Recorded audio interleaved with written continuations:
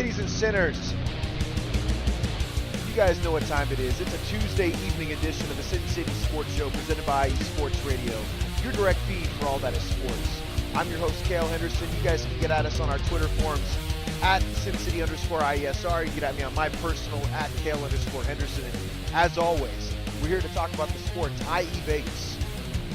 Yes, the fastest growing market, and I believe, sports market, I believe, in America right now. It's just booming, man. A lot of good things are happening, a lot of popularity, a lot of money being made, and it's only getting better, right? Whether it's the Raiders, which is the focal point, become the focal point the last couple of years. The Golden Knights, who are off to a really fast start. UNLV football is on the rise. You have the National Volleyball Association, the Ramblers, right? They won their championship. You have the Lady Aces of the WNBA winning championships. Things are going in the right direction in Vegas, and it's kick-ass. Let's just say it how it is. It's kick-ass. It's where you want it to be. It's what you want it to be if you are a Vegas sports fan, i.e. Vegas. Again, this is the Sin City Sports Show presented by IE Sports Radio. And before we get into the entirety of the show, you know we have to talk about the platform, the people that pay the bills. For the last 8 years, IE Sports Radio has been bringing you amazing content ranging from interviewing legendary athletes to building tailor-made shows dedicated to all major sports cities around the country. All the while, we've continued to be by the fans, for the fans, and with your help, we're ready to take the next step. When you go to our website, iesportsradio.com, you'll see our Patreon link with 5 different tiers. The first one starting at just $5 a month. This donation gets you shout-outs on all 32 of our shows. Higher tiers include IE Sports Radio merchandise, access to our podcasting university, and even a chance to be featured on a segment of our flagship show, The Defining Moment, hosted by the man, the myth, the legend himself, Larry B. Thank you all very much for continuing to make IE Sports Radio your direct feed for all that is sports.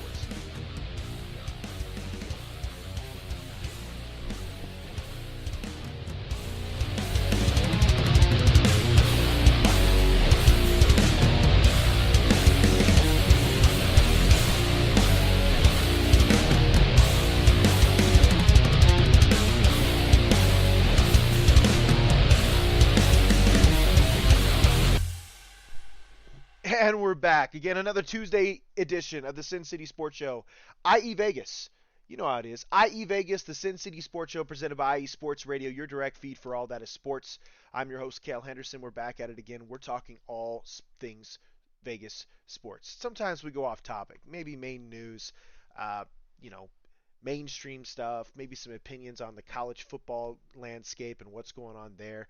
Bigger sports things, but for the most part, our focus is always on Vegas sports. The fastest growing sports market in America. I stand by that. I'm going to say that. I've been saying that for months, and I hope you folks are buying in by now.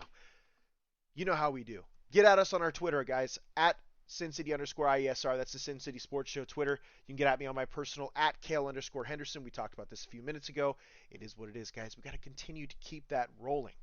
We need more attention. We need more love on those Twitter handles, because it's the more participation, the more this show grows, and I would very much appreciate it, guys. It's free. It takes very little bit of your time, maybe a few seconds to like, share, retweet, get after it, right? New content. The season's over for me. The football season's over for me after this week, so new content will be coming up on a weekly basis regarding Vegas sports, and primarily the focus would be the Las Vegas Raiders. We're going to talk about them, their win, their victory on Sunday against the Houston Texans. It was a lopsided victory. It was very good. Thankfully, the Raiders kind of kicked their butts in gear there in the second half, because I was a little nervous. It looks like Davis Mills looked like an all-pro for a little bit, and we'll talk about that and what I think the Raiders can do to continue their success. UNLV's they're right now they're at the precipice of 500, right? They're in a turning point in this, and we talked about this last week. Notre Dame was going to be a tough matchup for them no matter what. I think this is a huge week. This next 4 games is a huge stretch for UNLV. UNLV football, again, as of right now, it's 4-4, 500 for the season, and you have the opportunity and the ability to really finish up strong with the slate of games that are coming up next. I see games against San Diego State. San Diego State is down. They're not the same team they usually are. They're usually a powerhouse running football team. This is a winnable game. And Brumfield, now that he's getting healthier, it's great. It's wonderful. It's something we need, right? Brumfield and their running back, Babbitt, having those guys back is huge. That's the main focal point of your offense. You got a dual threat quarterback who can throw the ball very well. You have a running back that was averaging over 100 yards a game easy, especially in their victories. They both get injured. You had an injury bug. Now's the time to get healthy. They're starting to get healthy, and they have a stretch that they can go on. San Diego State is a winnable game this upcoming Saturday in San Diego, right? The 5th. I just don't think San Diego's the same team. They're normally a powerhouse in the Mountain West. They're a freak of nature when it comes to running the ball. They're just not that same team. Fresno State, again, a team that's normally able to spread it out and really fire the ball downfield. They just haven't been able to do that this year. Fresno State's down. Hawaii's just hasn't been a good team since the Colt Brennan days, if you know what I'm talking about, right?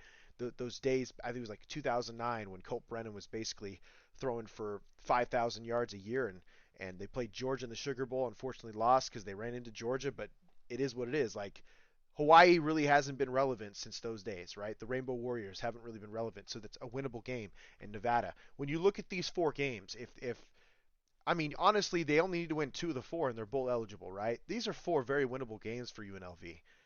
In the standings right now, when you look at the standings, you're currently ahead of Hawaii and Nevada, 2 teams that you're going to play, right? Um, San Diego State's, I guess, come roaring back, but they're still not that same team they've been for the last few years. It's a winnable game. There's no reason, in my opinion, and I could be wrong. There's no reason that UNLV couldn't finish first or second in the Mountain West at the end of the year. Like they're not that bad, man. Like if they win out, they're talking. If they win out, they're 8-4, and you have to ask the rest of these top teams to win out as well in order to beat that. I don't know. It's a very winnable thing, especially if Brumfield comes out. Either way, a bowl eligible team for Coach Arroyo in his 3rd season would be huge. Be great for the growth of the program, and it's huge. Taryn Rodriguez chimes in. Taryn Rodriguez always joins the show because he's that great of a teammate. That's what reason why I play your drop more than anybody else's, right? You, Larry, Adam, you guys are the consistent guys on this show on a consistent basis. Says, good evening, Kale. Have a great show. Thank you, as always. Great teammate. Thanks for mentioning the Ramblers. They could be on the verge of repeating as champs. I can't wait to see them again. Honestly, I think Vegas is just gold right now, dude. It doesn't matter what sport's going on. I'm really shocked that the NBA and the MLB haven't made a bigger push to get teams here. Because as you can tell, you'll sell out. You'll have a good time. Look at the Raiders. They're a perfect example, man. Look at the Golden Knights. Perfect example. They sell tickets. They get people to games. It's an attraction. It's great for the casinos, the business, the environment, the strip. I just anything Vegas right now, Vegas sports is really gold. It took them what felt like you guys what I'm saying, decades to get sports there. And now that major sports are showing up, you can see that there's an uptick, man. People are having fun. They're having a good time. The only hang up is it's almost like there's really no home field advantage. Granted, Raiders fans could change that. I will say $300 a ticket to me is kind of ridiculous. All right, $300 plus dollars, $400 a ticket is ridiculous. To sit there and tell people in this economy that if you don't want this team to take over, it's dumb. I personally feel like, and I get it. Listen, the Raiders are going to sell as many tickets as possible to whoever, like StubHub and all those other teams, and what they're going to do is turn around and try and upsell them for more, right? I get it. It's part of the business model. Um, yeah, it's just tough right now, man. The economy's tough. It's really tough. I will say the environment is this. Unless your team is in meaningful games, it's not going to be a home field advantage. It's going to be half and half. It is what it is. Taryn Rodriguez also says San Diego State is not the same team. Um, it was surprising to them winning by more than yeah, for sure. I just don't. They're not the same team. Normally they could kill it on the ground. Normally they have a running back that's getting looked at by the NFL because they run the ball so well. It's just not happening this year. Um, New norm at SDSU: have the offense run the ball more times than pass. Have the defense bail them out. Hope the defense gets a defensive score. Have special teams do scoring. Also have special teams win the game on a game-winning drive. Yeah, but listen, I think they're rebuilding. Sometimes these types of programs need an opportunity to build up and develop talent, right? It's not like the bigger programs where you have an endless amount of guys just showing up and replacing that talent and with more Heisman caliber talent. It's not the case. Programs like this are going to need cycles. They're going to need like after 4 winning seasons, they're going to need a season or two to really develop those young guys that have moved on, and all of a sudden you're trying to create a new senior class that's going to win a ton of games in the future, junior senior class. It makes sense, right? San Diego State has done really well. I feel like they've been an 8-9 win team for the last few years. This could very easily be the cycle year, and the funny part is they're still 4-3. It's not like they won't win 8 games. They possibly could. They're starting to find their formula. Remember, San Diego State, you know their identity. They know their identity. It's run the football, control the clock, play good defense. They're a professional style college football team in the Mountain West, which is crazy because most of the Mountain West likes to spread it out and throw it.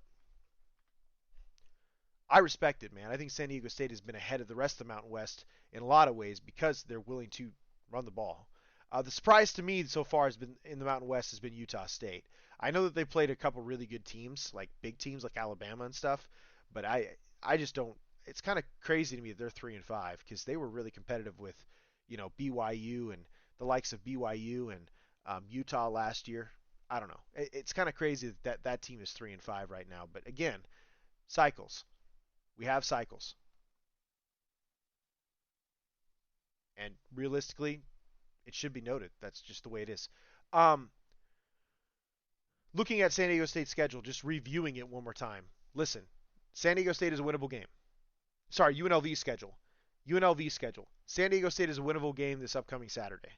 If Brumfield and Babbitt are 100% healthy, even close to being healthy, that's an offense that you have to worry about. Okay? It's an offense that can score 50 plus points. Can San Diego State keep that off the board?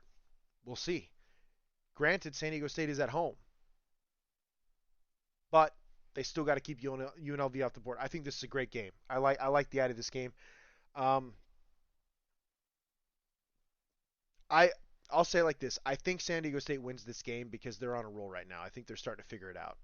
I think San Diego State has figured out their identity and they're starting to roll with it. Okay, so I'm gonna say they win by a slim margin, but I think the next 3 weeks Fresno State, Hawaii, UNLV, I think, or sorry, Fresno State, Hawaii, and Nevada. I think all three of those games are wins for UNLV, and you see a team that's 7-5, looking to have their first bowl game under Coach Arroyo, and that's honestly a great scenario for Coach Arroyo. Like if he's going to keep recruiting growing and stuff like that. Listen, when he took the job over, we all know what happened. It was a shortened COVID season when he took the job over.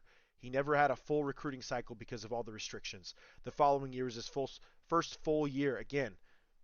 Tough, really tough. This is honestly, I'll say it like this: this is honestly his first full year of recruiting without any kind of restrictions, and this team's growing. It's getting better, right?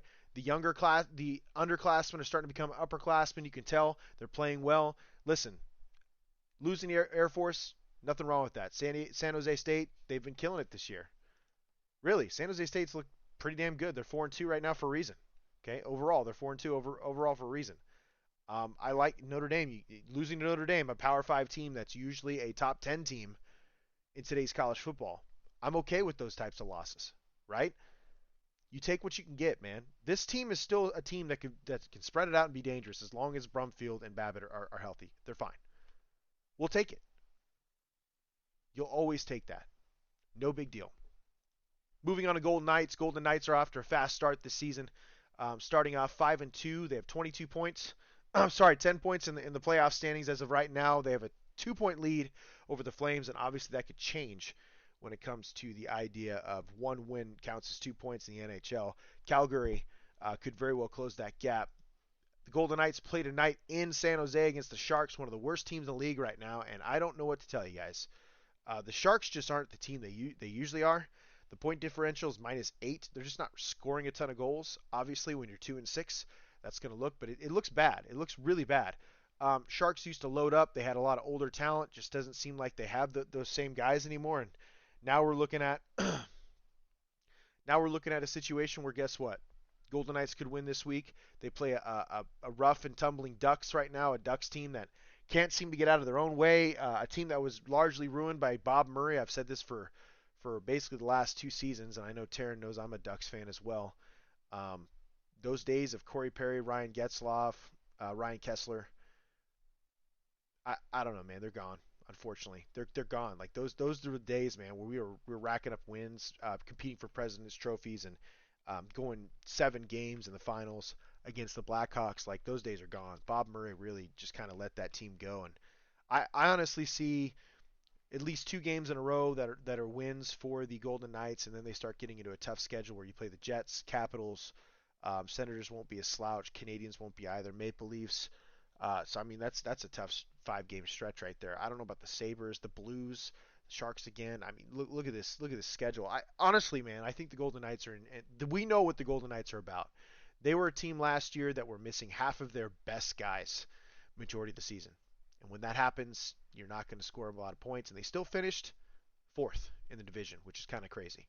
When they're healthy, they're a contender. There's no way around it. The Golden Knights are no joke. They're one of the best transition hockey teams, meaning they when there's a turnover, they take that puck and they score. They really do. They're one of the best transition hockey teams. They do a great job of playing the four corners when they're on offense or they're the offensive side of the ice. They pass really well. Um, the one thing I think they could really improve on is screening the goalie. If you can get inside the goalie's sight while you're trying to put pucks on the net, that would help them. I think that would help them increase the goals. But they're also not that huge type of physical team that we've come accustomed to with these Pacific teams. So there's been a transition in the Pacific. It feels like they're more finesse hockey teams, transition hockey teams than what they're used to be. Back in the day, man, about like 10 years ago, when the Ducks, Flames, Golden, not the Golden Knights, Ducks, Flames, Kings, all of those teams were really battling for that first place in the Pacific. It was physical, big boy hockey, man, like heavy on the puck type of play, constant checking, screening goalies. And that screener, he would take shots to the chest, the face, the legs, whatever he had to do, man. He was sacrificed for the team. He had to have great hand-eye coordination, hoping to tip the puck in. That was something that I miss. I don't feel like we see that as much in the Pacific because of the turn. But yeah, the Golden Knights, if they could improve on anything, it's the physicality aspect. Otherwise, they're a really, really, really good hockey team, guys. Like this team is a contender for sure. Contender. I fully believe that. If you're number one in your division, you're obviously a contender. If they can hold on to this, if there aren't any injuries, if they get to a fast start and they can maintain this type of consistency throughout the season, if you can consistently, get 5-2s and then maybe even go on a run where you win like 9 straight games because really good hockey teams, championship caliber hockey teams, happen to do that once or twice in a season. Um, that spells out great juju for a team that started off really well. On the other side of the Western Conference, you have the Central Division. The Stars lead that. Avalanche, of course, are up there as well. That Central Division just does not look as tough as it has in years past. It really doesn't. Do I think they've? Yeah, I don't know if they're that type of team.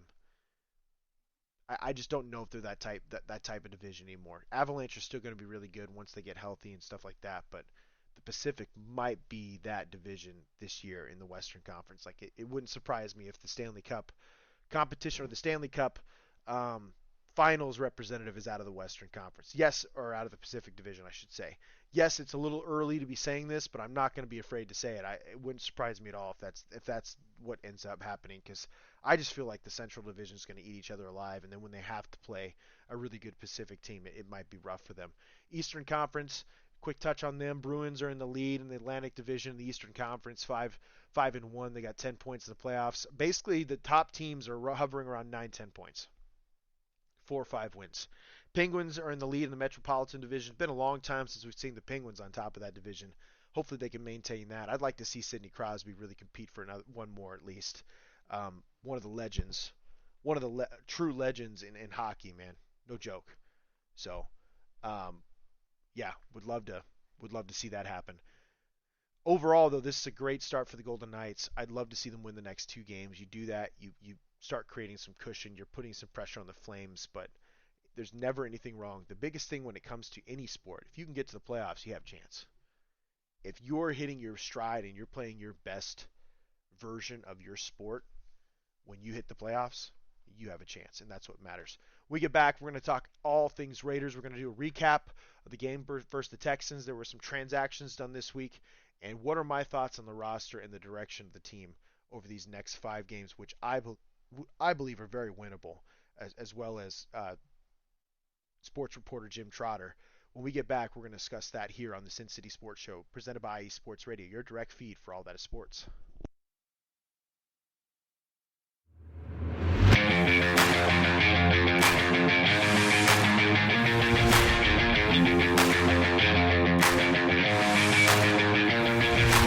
What's happening, sports fans? Are you a fan of Southern California sports? Are you looking for a show hotter than a hot summer day in California? Then look no further than the SoCal Supreme Sports Show, where I talk about all things Southern California sports. That's right, all sports teams from Southern California. From the hard-hitting tackles of the NFL, to the killer crossovers and big three-pointers of the NBA and WNBA, to the grand slams of the MLB, to the bone-chilling goals of the NHL, and to the booming kicks of the MLS, the SoCal Supreme Sports Show has it all for you. Oh, and let us not forget about the college sports as well. So join me, Taryn Rodriguez, every week here on IE Sports Radio, your direct feed for all that is sports.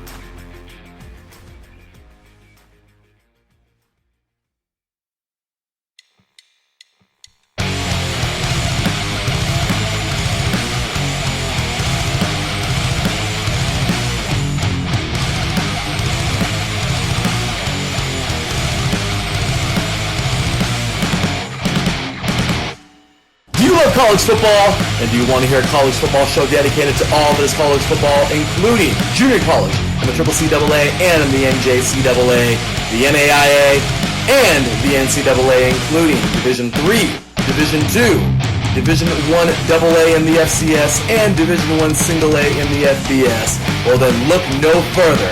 Join myself, Larry B., and my colleagues, Mr. H-Town Blake Henley, and Mr. Christian Espinoza, each week during the college football season for the latest in college football on 3 and Out College Edition, right here on IE Sports Radio, your direct feed for all that is sports.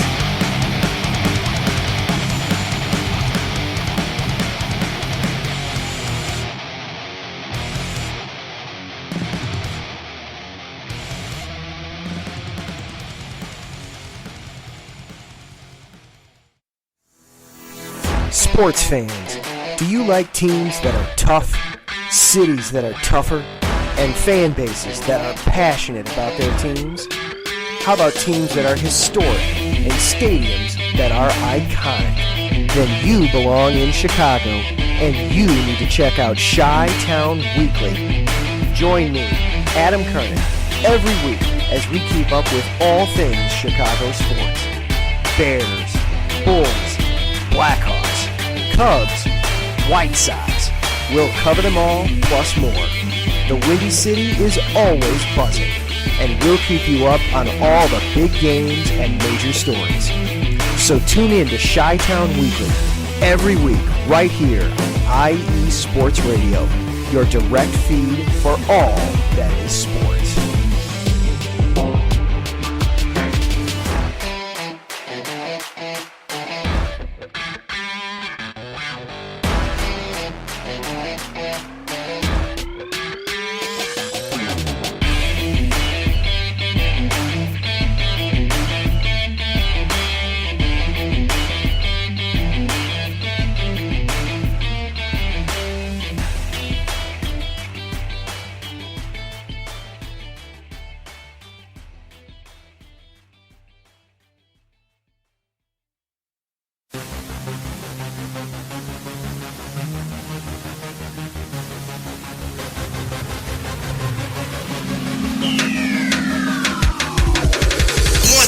Everybody, this is Taryn Rodriguez. Are you a fan of volleyball? Are you a fan of Thunder Spikes? Then I have the show for you, Set Point, where I cover NCAA men's and women's volleyball, high school boys and girls volleyball, beach volleyball, and even professional volleyball. Catch the action every week here on IE Sports Radio, your direct feed for all that is sports.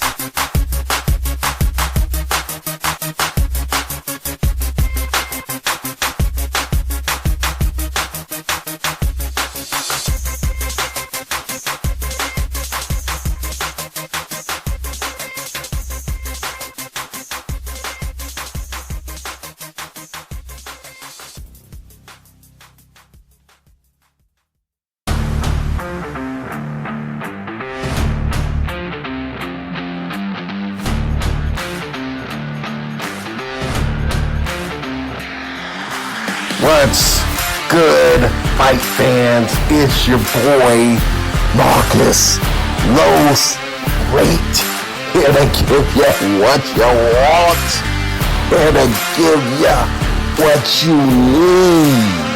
Yeah, man. Yeah. I'm coming to you live, straight from your mama's basement with a crispy, awesome white tea.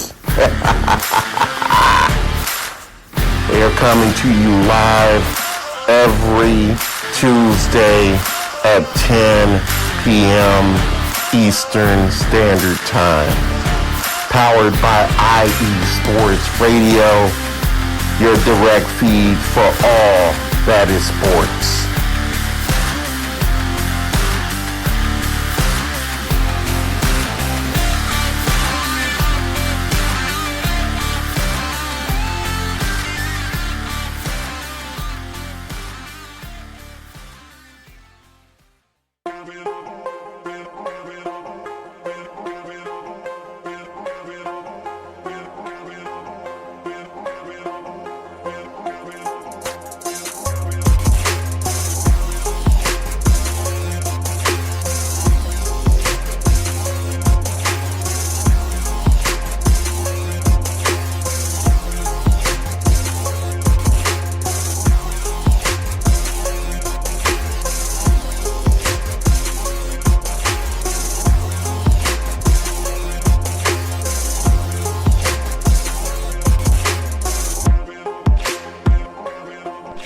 Welcome back, folks, to another IE Vegas, the Sin City Sports Show, presented by IE Sports Radio, your direct feed for all that is sports. I'm your host, Cale Henderson. We're back at it again.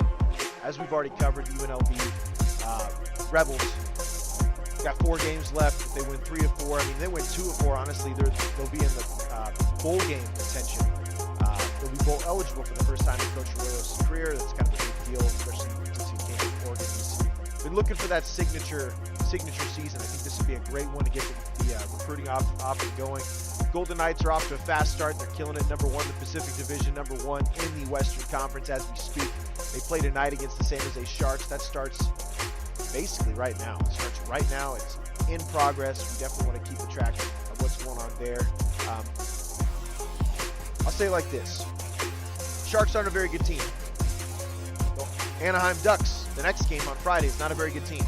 And that's at home in Vegas, T-Mobile Arena. I don't know. You go on a 2-game run, it's 14 points to start out the season. First few games, you're 5-2. Excellent. Great start for the Golden Knights. Speaking of teams that are beloved in Vegas now, and I'm going to say it like it is, man. The Las Vegas Raiders finally had a dominating victory, man. It's one of the first dominating victories I feel like I've seen in years from the Las Vegas Raiders. In general, just the Raiders in general, winning by 18 points against a Texans team. They're not very good. Listen, Lovie Smith it's a well-coached team, though. Lovie Smith always has well-coached teams. They just don't have the Jimmies and Joes right now, guys. But I can tell you this, and I'm going to give all credit to the Houston Texans. Say what you want. The Deshaun Watson situation, I think they handled admirably. They didn't just give up. They didn't just do what Deshaun Watson wanted to do, even though they knew what was going on, what was on the verge of happening. They still got a king's ransom for him. They played business. Nick Caserio, I think he's done an excellent job, right? I think it's Caserio. You'll have to bear with me. But Texans GM's done an excellent job. He vetted. I was really surprised he didn't hire, Brian Florian, who was a former Patriots coach, who was the head coach for the Miami Dolphins. You guys heard about the debacle that went down this offseason before Mike McDaniels was picked up there. I thought Brian Flores was a lock for that job there in Houston, and Lovie Smith getting another chance is awesome. I think Lovie Smith's the perfect guy to rebuild a culture and rebuild a program. He's done a great job. He did a great job in Chicago. They have a plethora of draft picks, and I'm glad we're bringing that up. It's a great segue. Top 2 teams as far as draft picks are concerned happen to be the Houston Texans with 12. They have multiple first-round picks over the next couple seasons. The team that is second in draft picks, number of draft picks, would happen to be your Las Vegas Raiders. You guys heard it first. 11. It's 11 right now. There's one that's conditional based on Trayvon Mullen playing time. That was probably a bad choice to do in the verbiage considering Trayvon Mullen never plays. Haha, that was a bad joke. I hate making fun of people when they're injured, but that dude just couldn't have a full season to save his life. I don't even think he had half seasons most of the time. When he was healthy, he was an excellent corner. I think he was predominantly a man corner. He did really well. But overall, in general, Trayvon Mullen was traded to the Arizona Cardinals for a conditional 6th-round pick, barring that he was active 10 games. There's a possibility it could still happen, but right now he's dealing with that turf toe injury or whatever it is. And if I'm the Cardinals, I just wait until week 10 to unleash him. Like that back half of the season, just so you can make sure you don't have to give up a 6th-round pick. You're only giving up a 7th in that case. Either way, the Raiders' future draft picks look like this. They have a round 1, 2, 3, 4, 2 5th-round picks, right? A 6th-round pick and 3 7th-round picks if things stand. I mean, that's 11 picks. That's excellent. Like that's fantastic. That's what you want, right? Um,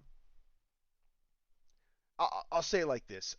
From what I've seen from Dave Ziegler, I like the idea of that guy having 11 picks, especially the stuff he did in the late rounds. We're starting to really see um, guys come to fruition. I mean, you got Dylan Parham, who's picked up in the 3rd round. I know it's not a late round, 3rd round. Dude's got one of the best run blocking grades in all of the NFL right now. He's a rookie, right? He's got one of the better run blocking grades and one run block win percentage, by the way. Win percentage meaning the percentage that they run block, right? Run plays. He's like in the 85th percent. Like he wins like 85% of his run blocks. Like that is crazy. It's astounding for anybody, let alone a rookie in his first year. So obviously the Dylan Parham selection at guard, and maybe there's some egg on my face. I still think there's a chance he's the center next year, but if he continues to play like this, there's no reason why he should move from guard. He's just kicking ass. The Raiders' offensive line, I believe, deserves all the credit in the world because they have been thrown to the fire. I've been one of them. They've been absolutely awful. They were absolutely awful the first and inconsistent the first 4 games. The last 2 games, their run blocking is like some of the best in the league. I think it's ranked right now. The Raiders' offensive line, as far as run blocking is concerned, is ranked 5th in the league, and pass blocking has gone up to like 16th. And that's the kind of growth you need from a young line that isn't, honestly, it's probably one of the lowest paid offensive lines in the league, considering they have Alex Barr, who is really just a journeyman backup in there right now, contributing while people are dealing with injuries. And I'll say it like this. I don't think the Raiders are done. Listen, you have 11 draft picks. You basically just gave Jonathan Hankins away for a 6th-round pick to the Cowboys today. Something's happening. For real. Something's coming. There's got to be something in the pipeline. I just don't see Dave Ziegler just sitting there and waiting. This is a win now team, guys. Even though they're 2-4, it's a win now team. The 4 losses the Raiders have right now is for a combined 14 points. All 4 losses. So like 3.5 points a game, right? That's incredible. It means you're a very competitive football team. You have the talent. You're right there. You just weren't executing when you needed to. So let's talk about that, right? I was a little nervous at the start of the Texans game. I still think this defense is an issue. And I'm going to say it like it is, man. This defense is an absolute issue. We're one of the worst in turnover margin in the league by far, right? You could blame some of that on fumbles in the offense. I disagree. Sometimes the defense just needs to step up and force turnovers, man. Force some 3-and-outs. I just don't think there's enough of them per game. This defense is still struggling. Granted, and I've seen social, like Sanjeet, he's 100% correct. You got guys out there that on social media, Victor, Mo Moten. I mean, they're all saying the right things. The Raiders have one of the. I'll say it like this: the payroll for the Raiders defense is one of the worst in the league. Meaning they've almost amounted the fewest amount of cap towards that defense compared to the rest of the league. And the fact that they're bad kind of explains that. You have 2 guys that are taking a majority of the salary on that defense, correct? Max Crosby, who absolutely deserves it. He's one of the top defensive ends in the league right now. And Chandler Jones, who basically hasn't appeared with the exception of 2 plays against the Kansas City Chiefs and on the edge in the second quarter for that matter. We haven't seen Chandler Jones. You have two guys that are taking up most of your cap on defense, but it's one of the lowest margins, I should say, payroll in the league. Our defensive unit is. I want to say I don't think they even spent more. I think it's like 55 million out of like the 100 and whatever, 180 or something million that you can spend on a team. 60 million is what the Raiders have towards their defense right now. And you got to remember, there's 53 guys on the roster. A good portion of that 53 is defense, about half of it. And you've really only spent 60 million on that? That means you got a lot of young guys that are going to develop. It's going to get better as the years go on. But right now, it's kind of scary when you think about it. The Texans looked really good in the first half. And I'm happy the Raiders made adjustments. Okay?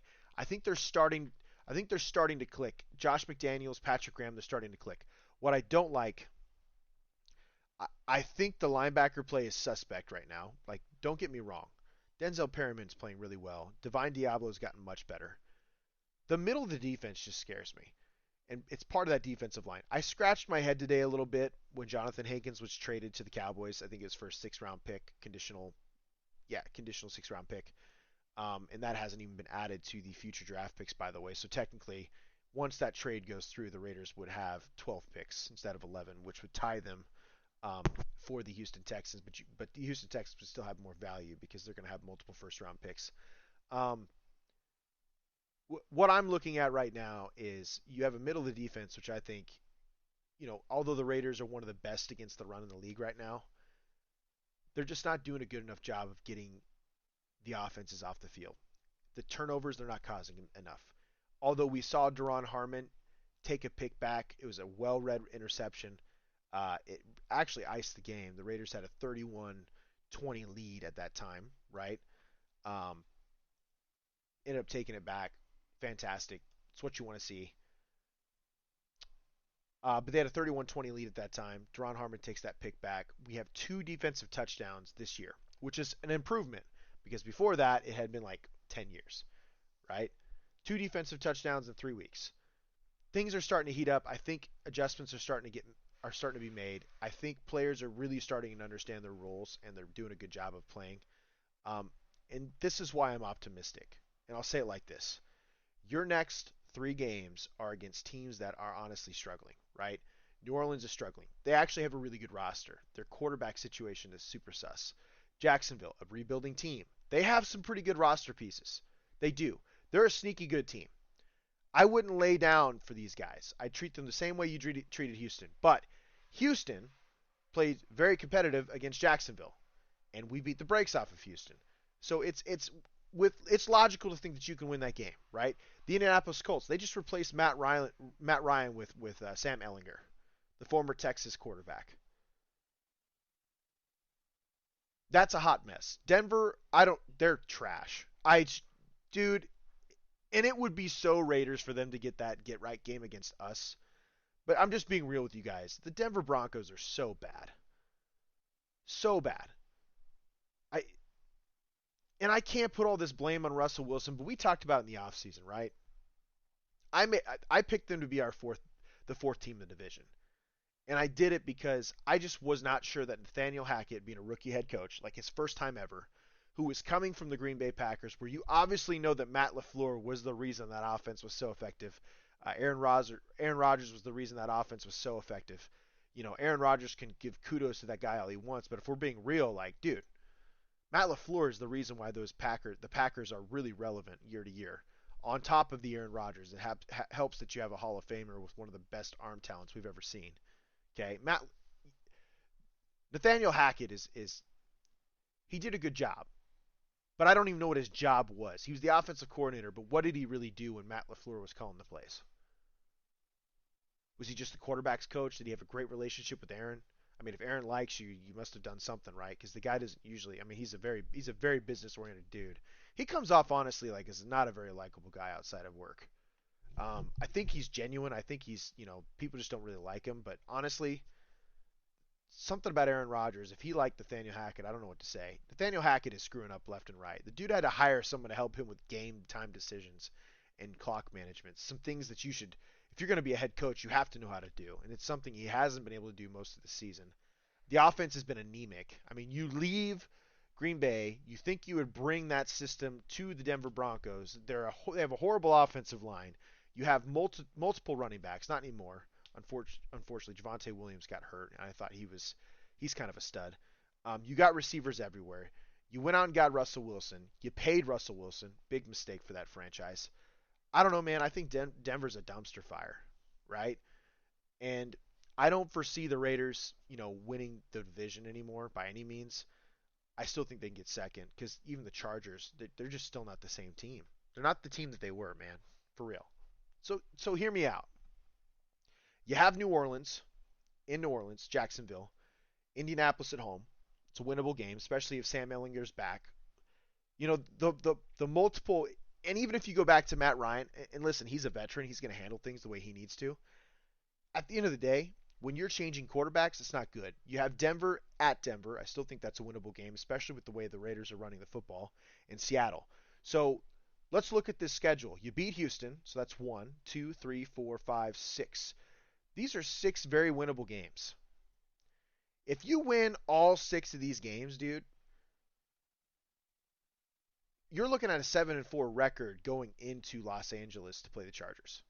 Sorry, you're going to be at home to play the Chargers because you were in Los Angeles to start the year. Even when you lose, you've been an extremely competitive team, especially when you lost to the Kansas City Chiefs. It was some really bad play calling and stuff like that. But, dude, this could be a streaky-ass team. And all these games are winnable. The Los Angeles Chargers game is winnable, too. I don't know what's going on with them. They're anemic as well. I know they're 4-3. Don't get me wrong. They're still a good team. But, dude, what? What's going on with them? Can anybody figure that out? Justin Herbert hasn't been right since that injury. Let's be real. He's not the same guy. He's still slinging it, but he's not that same guy. I don't get it. So right now, the Raiders could very easily finish second. And there's no telling me, you can't tell me they couldn't win 10 games when you look at the rest of the schedule. Okay, so the toughest games, the toughest remaining, Taryn chimed in and said, hey, I told you the Raiders should keep Jacobs. It isn't about that. I think Jacobs is an excellent running back. I just don't see him getting paid. It's not that he's not worth it. I'm not saying he's not worth it. It's just not something that happens in the NFL. It's nothing. I agree with you, man. Jacobs is balling out. He's got over 600 yards rushing in 6 games. He's averaging 100 yards a game. The dude could be competing for a rushing title this year. And there's a possibility he still doesn't come back next year because paying a running back is tough. When you could find all these guys in the draft. Like, there's a bunch of guys in the draft. Taryn Rodriguez says injuries have decimated the Chargers, and yes, Herbert hasn't really been the same. And that's been the Chargers' story year in and year out, though, right? It sucks, but it is what it is, man. I think if the Raiders get hot and they continue to stay hot, and this is just, I get it's optimism, but what have I been saying for weeks? Run the ball. Control time of possession. Win the turnover margin. Field position. In both wins for the Raiders this year, they've won time of possession. Even if it was only a couple minutes, it made a difference. In both wins the Raiders won this year, right? And I get it was against Houston and Denver, both not very good teams. But even when we lose, it's been against good teams and it's been really close, right? In both wins, the Raiders ran the ball over 100 yards. They gave Jacobs the ball. I think it's pretty damn simple what Josh McDaniels needs to continue doing. Feed Jacobs. I still think they need to get Zamir White more carries, the rookie out of Georgia. He's the same kind of back, just a bit faster. He's not as patient, and I don't think he's as good at making people miss yet. But I'll say this, man. If you want to keep Jacobs for the playoffs when it matters most, I think now's the time to really start thinking about splitting carries, especially over these next few games. Winnable games. So, simply put, I would not be surprised if the Raiders win the next 5 games. Again, New Orleans, Jacksonville, Indianapolis, Denver, Seattle. They win the next 5 games, they're 7-4 going into a playoff run. And a really meaningful game on CBS, December 4th, in Vegas, against the Los Angeles Chargers. Even if you lose one of those 5 and you beat the Chargers, you're looking at 8-5. You're still very much a playoff team. 10-7 is probably going to be second place and a fifth seed in this league right now. It is what it is. But you can't tell me the Raiders couldn't win 10 more games.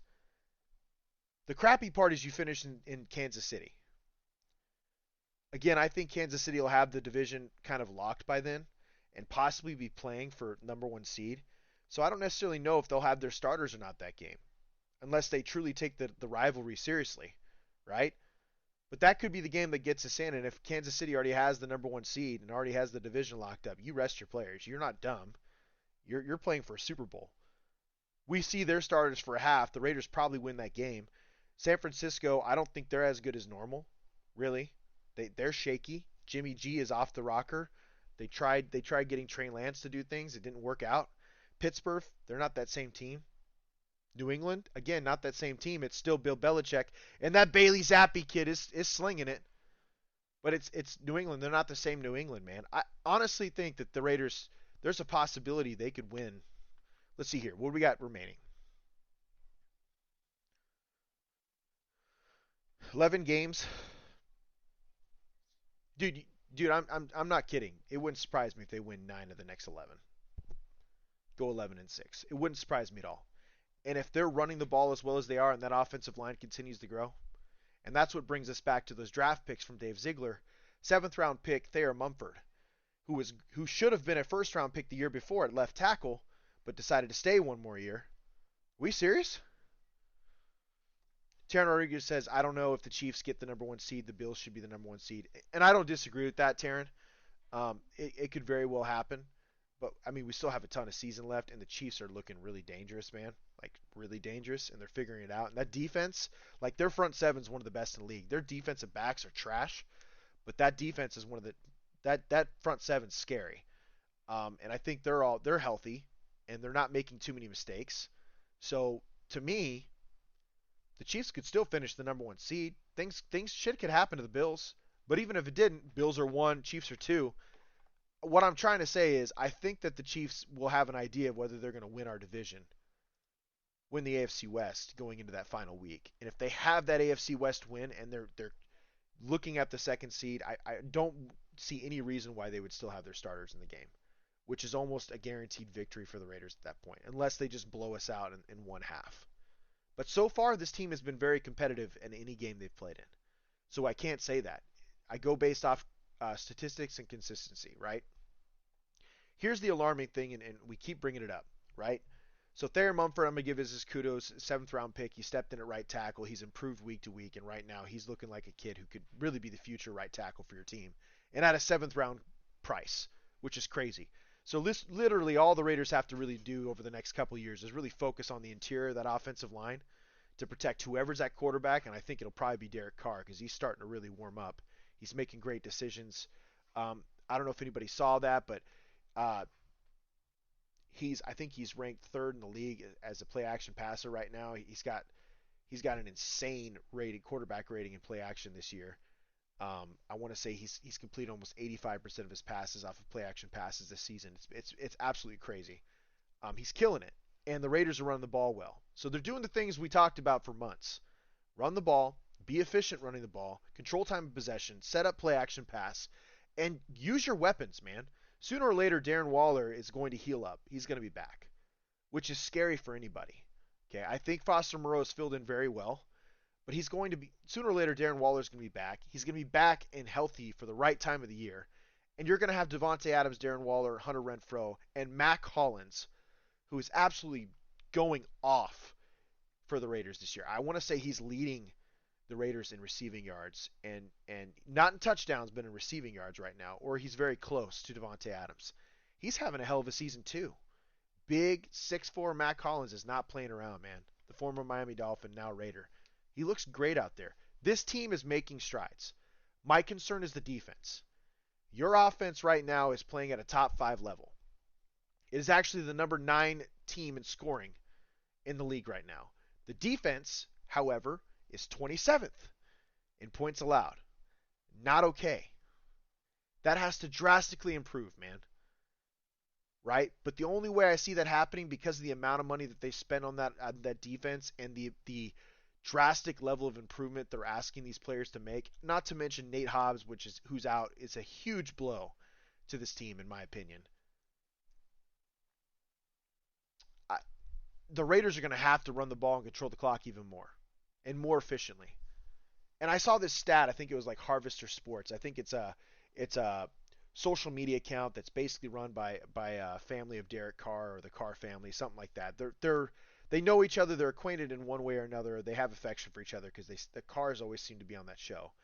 They came out and said, well, the Raiders have scored 53% of their possessions this year. It's a league leading. Cool. Do you know how many of those were 3 points instead of 7 or 6? Sorry, 6.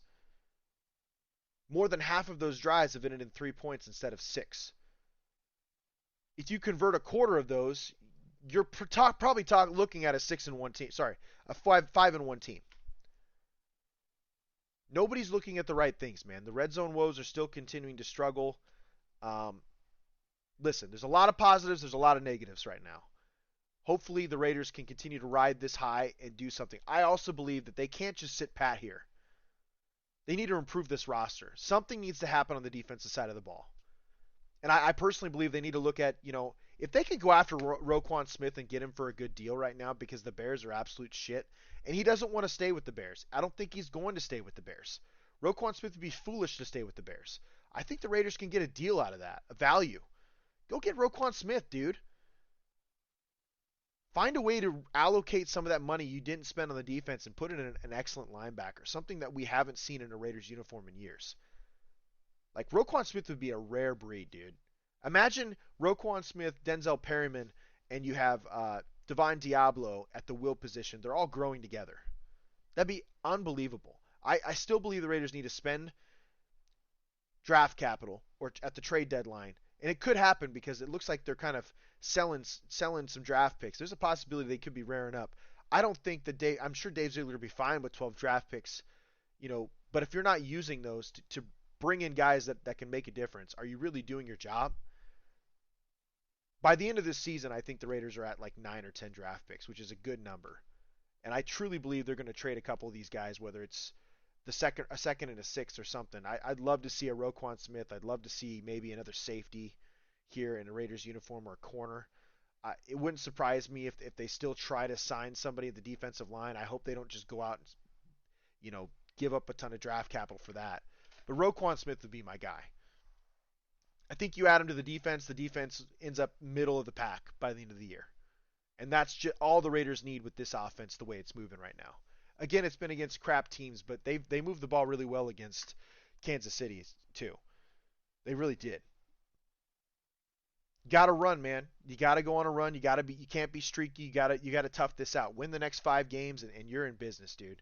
7-4 going into that Los Angeles Chargers game would be huge. It'd be massive, especially because I'm sure their records would be eerily similar. It wouldn't surprise me if they're both 7-4. If not, the Chargers are, 8-3, Raiders 7-4, and this could be the game that takes over that second place. That following game, you have the Los Angeles Rams. Again, 2 brutal games. It's on a Thursday night. 2 brutal games in a row, but then you're finishing up with New England, Pittsburgh, and San Francisco, which, again, you could go on another streak if you play hard and you do well.